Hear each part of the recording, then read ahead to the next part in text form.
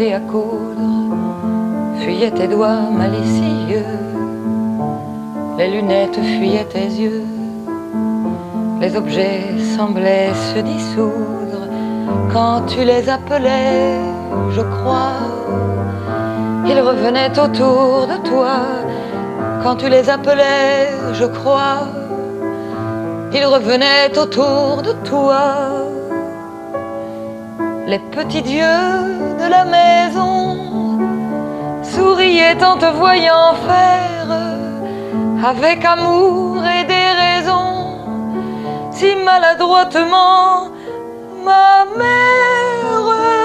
Au long des jours, au long des mois, t'usant le cœur, t'usant les doigts à des besognes ménagères comme un ange un peu maladroit. Je me souviens, dans le potage, le sel était trop abondant, ça brûlait mystérieusement. Nous cependant, nous restions sages, car ton sourire était si doux que nous ne goûtions rien du tout, car ton sourire était si doux que nous ne goûtions rien du tout. Les petits dieux de la maison souriaient en te voyant faire avec amour et déraison si maladroitement ma mère. Au long des jours, au long des mois, t'usant le cœur, t'usant les doigts à des besognes ménagères. Dès que j'ai quelque chose d'important ou d'heureux qui se passe, je me dis oh, c'est dommage qu'elle le vive pas avec nous, qu'elle voit pas ça. Elle le voit peut-être d'ailleurs, j'en sais rien, mais... Est-ce que tu penses que si ta maman était restée vivante, tu aurais eu le même avenir, les mêmes amis, que Françoise Mallet-Joris aurait existé auprès de toi et existé de la même façon ou d'une façon différente? J'aurais pas eu la même vie, certainement pas, parce que peut-être que je serais même pas venue à Paris pour finir mes études puisqu'on pouvait les continuer à Aix. Mais j'avais envie de rompre tout, donc de tout casser, de pas rester dans la famille pour m'occuper de mon petit frère qui à ce moment-là avait 8-9 ans, donc c'était un problème familial aussi. J'avais l'impression, en continuant l'esprit de ce que pensait la famille, que je m'amusais pendant que les autres souffraient.